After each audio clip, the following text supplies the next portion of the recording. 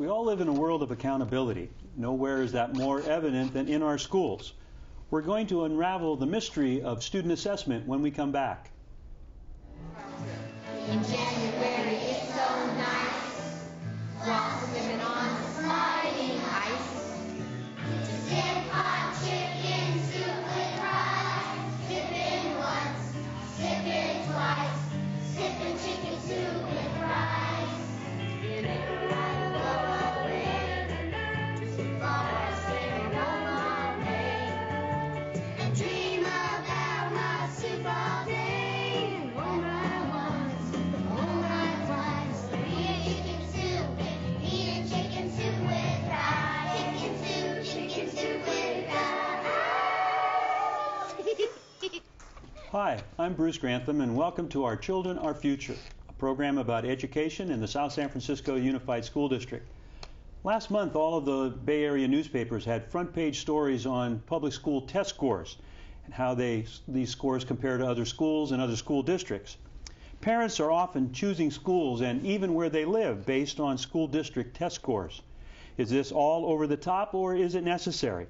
With me to shed a little light on the subject are our South San Francisco Unified School District educators, Dr. Cheryl Milner, Assistant Superintendent of Educational Services, and Christine Baumgartner, Supervisor of Testing and Research for South San Francisco. Welcome, and thanks for being on this evening. Thank you, Bruce. We're going to tackle a very difficult subject tonight. For some, anyway.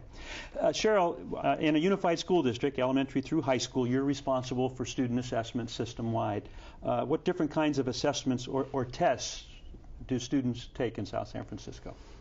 Well, in general, there are a number of tests that the state of California requires each year, but not all of those tests are given to all students at all grade levels. For instance, the California Standards tests are given to students in grades 2 through 11, and they measure student progress or district's progress on the California's content standards, the curriculum. Mm-hmm. And the California High School Exit Exam is another state test required where students in the 10th grade, that's the first time that they take that test, and in order to try to ensure that all students who graduate from California high schools have some minimum proficiencies in the area of language arts and mathematics.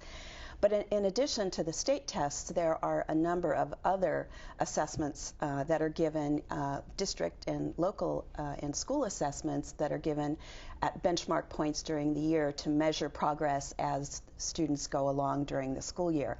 And although March, April, and May is testing season, because a lot of tests are given at the end of the year, but people don't necessarily realize that there are a lot of tests that are just given, both state and local tests that are given on an ongoing basis throughout the school year. Christine, if you would, take us through the testing that goes on at the various levels, elementary, middle, and high school. I would, and we've done a slide presentation to try and help people understand this a little bit better. Could I get slide 1, please?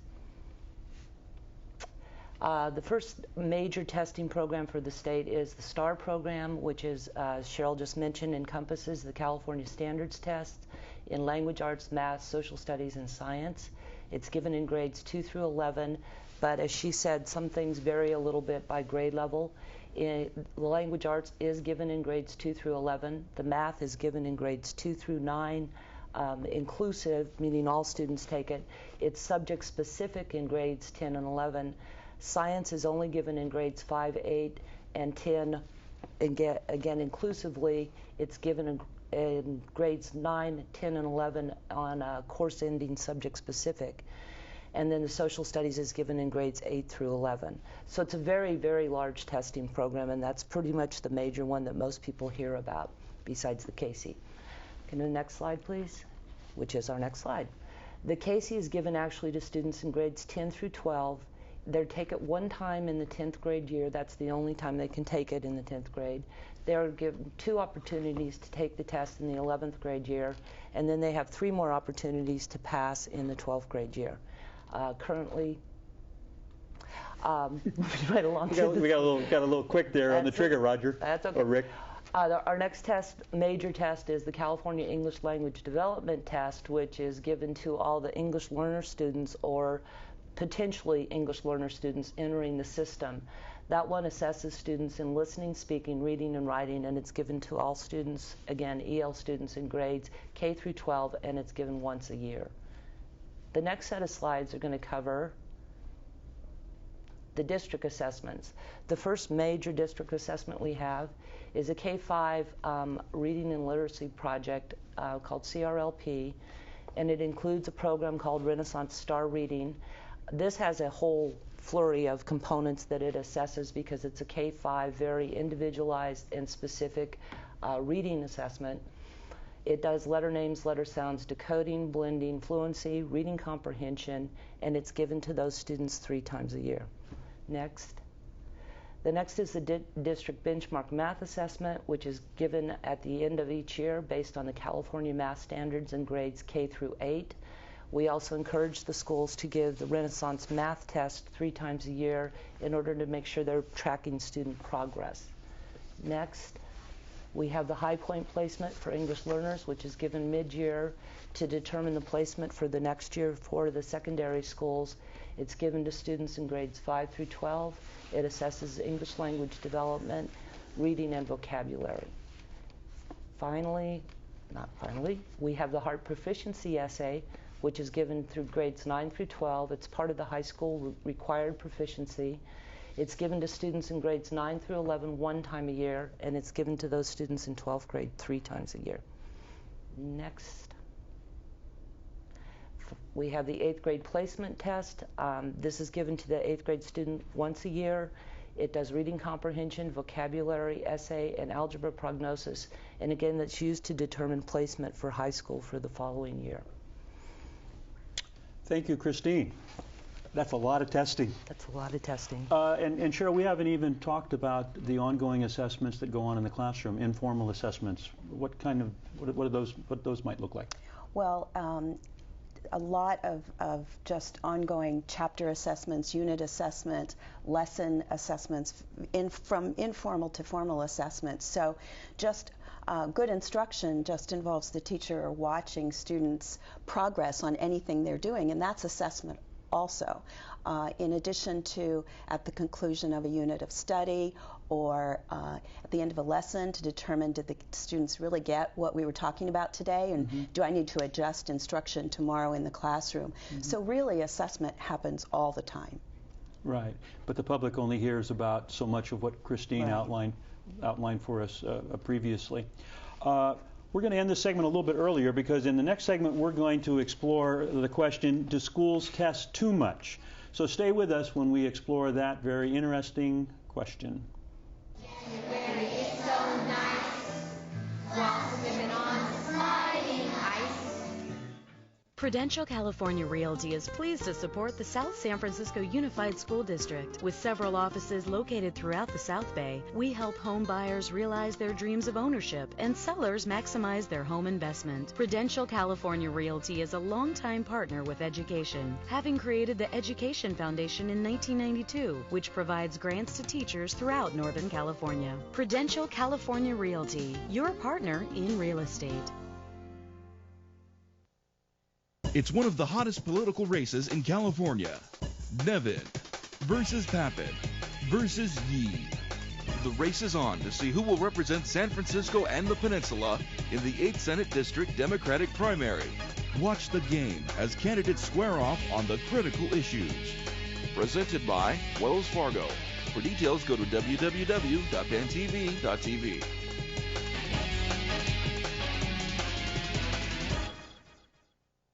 Whenever there's new innovations or revolutionary technologies, chances are they've got something to do with the Silicon Valley. And that is what Tech Close-Up is all about.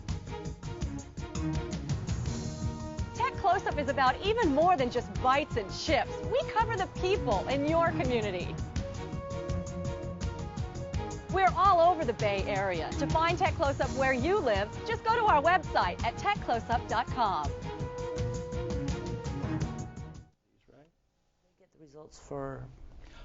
Hi, welcome back. I'm talking student assessment in South San Francisco schools with Dr. Cheryl Milner and Christine Baumgartner.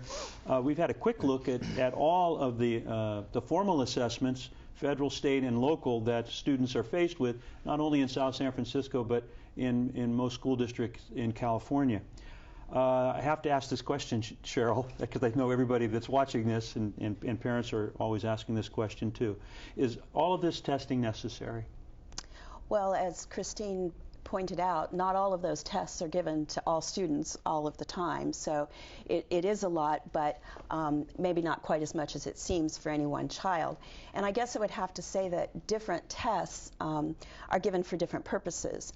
So most of the state tests that Christine talked about are given to attempt to evaluate the progress of large groups of students and to answer pretty general questions. And they're pretty good at answering general questions about how we're doing.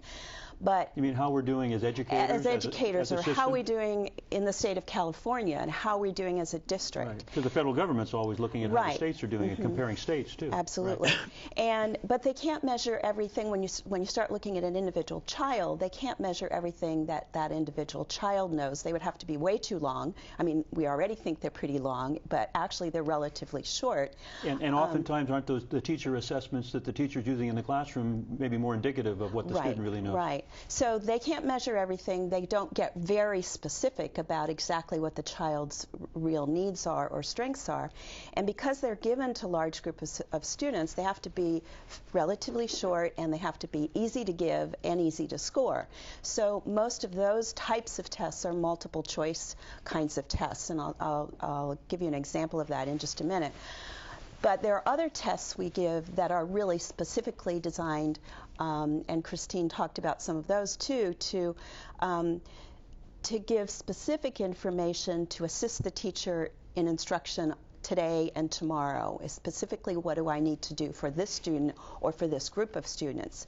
So let me give you an example about how they look differently. If we could look at the sample of the multiple choice test item. A typical multiple choice test item would be, let's say the child's going to read a passage or a story, and then they're going to be asked either one question or a series of questions that then have choices that the student can choose from. They don't write anything down, they just choose the best right answer from those that are given. And if the student reads a passage, for instance, and this is an elementary, very primary example, but the same principle holds true for older kids or for other subject matter. Let's say the student reads this passage and they get the question right, or they get the number of questions right. You know, if they get it right, that either they guessed right or they really did understand the passage that they read. And the more items that they have like that they get right, the more likely it's not a guess. But if they get it wrong, the problem is that you just know that they got it wrong. You don't necessarily know why they got it wrong. For instance, let's say the child misses the question. Well, when they were reading that passage, it could have been that they can't pronounce the words, that they don't decode well enough to read a passage at that level. Or maybe they could decode the passage, they could read the words, but there are vocabulary words in there, key vocabulary words, that they don't understand the meaning of. Or perhaps they could read all the words and they even understand most of the vocabulary, but they understand the main gist of the story, but they're not very good at more sophisticated comprehension skills, such as using cues in the story to read between the lines to answer more in-depth kinds of questions. Or maybe they worked slowly and they didn't answer that question. Or maybe they just got tired of being tested and they filled in bubbles to get finished. That's right. So that isn't very helpful. You just know that they didn't do well on that particular item or that particular type of item. On the other hand, Christine talked about the CRLP, or the California Reading and Literacy Project, which has a number of specific tests that teachers give. And what a teacher would do in that case, our elementary teachers use this one, they would actually ask an individual child to read the passage. So when the child reads the passage aloud, the teacher knows whether they can pronounce the words. They get a lot of information from that. They know whether when they come to a new word they're using the phonics skills that the teacher just taught, you know, the prior week, and whether they can answer questions and what kinds of questions about the passage. And that then allows the teacher to offer much more focused instruction for a particular child or for a group of students in the class, and really to plan lessons for tomorrow or for next week or for the next unit of instruction. So many of our state tests answer general questions. How are we doing on, or how do we do compared to? And the more specific classroom instructions answer different questions, and they're both needed. I mean, if you're the governor, you have particular questions that you need to answer. For particular purposes. For particular purposes. If you're the superintendent of schools, you have questions about the district. And if you're a classroom teacher, you have questions about what do I do tomorrow with Susan or Jose or whatever. So they're all important. They just answer different questions for different people for different times. Thank you. That was very, very thorough, and I understood it. Christine, scores in the newspaper. What are those tests that we see the test scores for, and why are these so important to people? What you read about in the newspaper are primarily the state testing programs, which were designed to meet the accountability requirements of acts like No Child Left Behind and public school accountability. And the two major components there are the AYP, which is Adequate Yearly Progress. That's the biggie that comes out in the fall. And then the Academic Performance Index, which is the one that was just released recently, that gives all the schools the decile, the 1 to 10 rankings, and compares all the schools. And as Cheryl mentioned, what that does is it really looks at large group performance, although it does break it down into your significant subgroup populations, which are also very important for the accountability. So that's both prestige for the schools. It's money for all districts. You have to do these things in order to qualify for federal and state funding. And those are the ones that most people read about. Of course, the other big one is the CASE, where we're reading about the percent of students who've passed by the time they've reached 12th grade. And there's been a lot of articles in the paper about what percent of California 12th graders are not going to pass this year. Right. So those have been the big ones. We're running out of time, but I want to make sure we get a little bit of information about how South City students are doing on standardized tests. The district has actually been doing quite well since they first implemented these tests back in '97, '98. They started out real briefly with the Stanford 9, and then they moved to the California Standards Test. So we're really judging the movement since we brought the Standards Test in. And then since they brought the Standards Test in, we've seen an average increase of about 7.1% in language art proficiency and about 12.1% in math. We've seen also an increase in the API across the district at all grade levels, anywhere from about 100 points on average at the elementary schools in the last 5 to 6 years, 60 some at the middle school, and 60 some at the high school. So we're seeing progress on all those. Percentage on the Casey? 93%, actually one of the highest in the county in November at that administration of all 12th graders, and there's been another assessment since then. So things are looking good. Things are looking good in South City. When we come back, we're going to talk to some local school folks about how they used test data to improve instruction in the classroom. Don't go away. It's so nice. Walk women on sliding ice. I'm Mark Simon. I'm Bob Marks. It's our favorite spectator sport. The day of reckoning is fast approaching. We're just going to shoot the bull. Join Mark Simon and Bob Marks each week on The Game as they cover the Bay Area's top stories, bringing you in-depth analysis on politics, business, and sports. Don't sit on the sidelines. Get into the game. Sundays at 7:30 a.m. on WB20, Bay Area Cable Channel 13. If you live on the peninsula, there's only one place to get the latest news on business, sports, politics, education, and your community. Peninsula TV, Channel 26, the Peninsula and South Bay's Emmy Award-winning programming resource. For more information or for a programming schedule, go to pentv.tv or call us at 650-637-1936. Peninsula TV, your community programming channel. Real Estate with Bobby Decker is for anyone who owns a home or aspires to do so. Everything that is important to or an interesting facet of home ownership will be covered by our program. Please join us. You won't want to miss Real Estate with me, your host, Bobby Decker.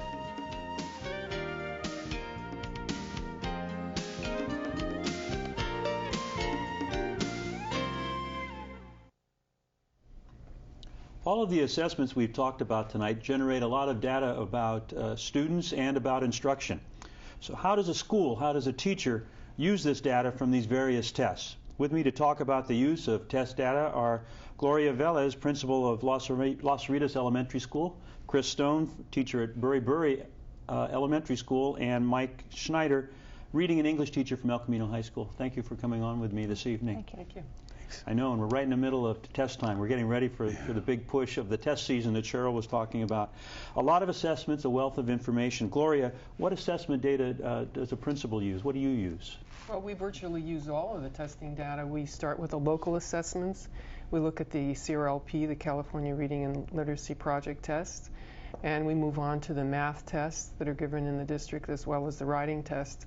And then, of course, we analyze the state tests, the standards test, the achievement test, and the California English and Language Development test for the English language learners.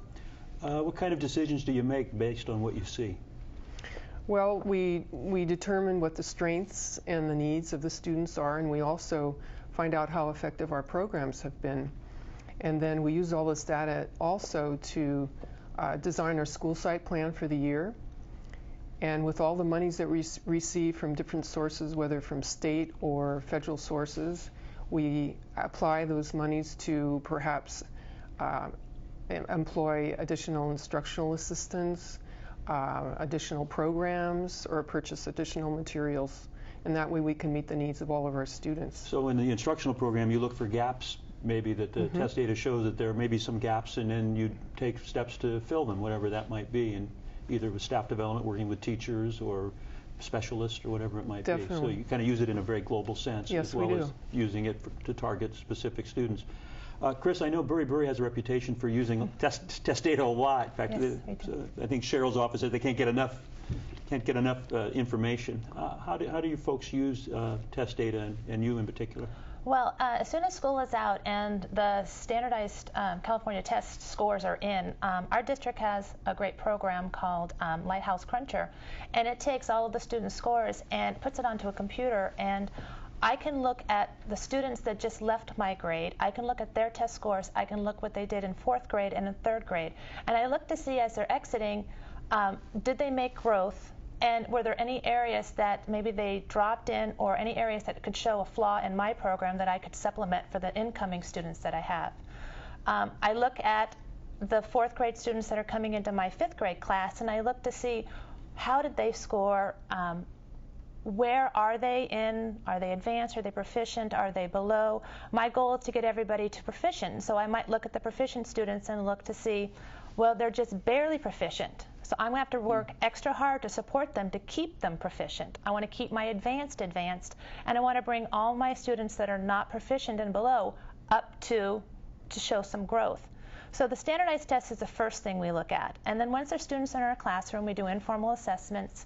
We do CRLP 3 times a year. So after the first one in September, we really take a look. And that's where we get some really meaty data to look at. I can kind of see where they're at. Example, what kind of data do you get?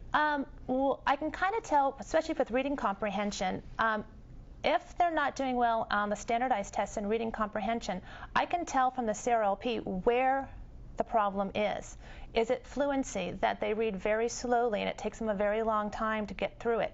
Do they stumble out of words? Do they transpose words? Do they read a word and put a different word in its place? By knowing that, I can then start correcting those to improve reading comprehension. The Renaissance STAR test also gives a lot of information that we use. And we can do growth reports starting in January, and then when they get the second round in January, we look from September to January. Who's showing growth? Who's not showing growth? Where do we need to do improvements? Small groups, other areas like that. So we're constantly looking to see where our students are and what we need to do to improve. Michael, at the high school, and you teach English, and you also teach reading, and those are very targeted students that are reading below grade level and maybe at different places and so forth. And so you have a particular challenge of getting them caught up late in their educational careers. How do you use assessments from the very beginning and through your program, especially in reading?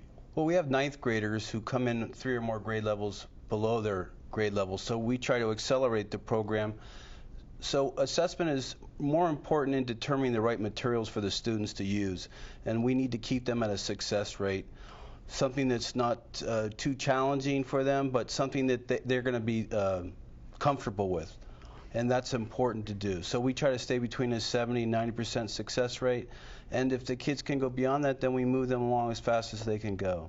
That's important so that we can pick up more than two or more grade levels, hopefully within one school year. How often do you assess their reading so that you can keep the materials appropriate and a little bit challenging so that they can reach for something? They do a lot of different exercises, and so there are some exercises that are for closed books that are working on context clues, and I would say we probably grade their work on probably twice a month, 3 times a month, just to make sure that they're in the appropriate book, and if there's a problem, then we adjust, move them up if need be, or if we have to slow down and maybe spend more time individually with that student. And we also let them read a number of books for high interest books that we have. We have books for developing abilities and main idea and being able to construct summaries as well as questions that have to do with inferential and critical thinking. And so we assess as they do those to make sure that they're using the right books. We have quite a few books that the district has that we're able to use for that. So the main thing is that our job is to get the right material so the student is successful. I know there's probably a lot of parents that will be watching the program. How can parents help? You know, this is testing season. Testing season is coming. It's important that kids do well. How can parents help their students do well prior to testing? Well, I think the first thing they need to do is find out exactly when the tests are, to look at their school calendars, and also if it is possible, if they can review some of the math facts, for example, with their children. And one of the greatest things they can do is just keep their children reading daily. Daily, we have a program in our school which is quite successful, the 100-Book Challenge program. And then, of course, right when the test is imminent, to have their children sleep well at night, have a nourishing breakfast, also encourage them to do their very best, and especially to read the directions. Make sure they understand the directions. What kind of things do you tell your parents that might be helpful? We start off in the beginning of the year. We have a literacy night with parents, and we talk about test-taking strategies and skills that the kids can practice all year long and that parents can practice with them. Test-taking skills are just not for the standardized testing. We take tests most of our lives to get into college, vocational, civil servants tests. Chris, great point, but we're running out of time. Okay. I hope during the course of the evening we were able to unravel that mystery of assessment just a little bit for folks. Thank you to my guests that were on with me this evening, Bruce Grantham for Our Children, Our Future. See you next time.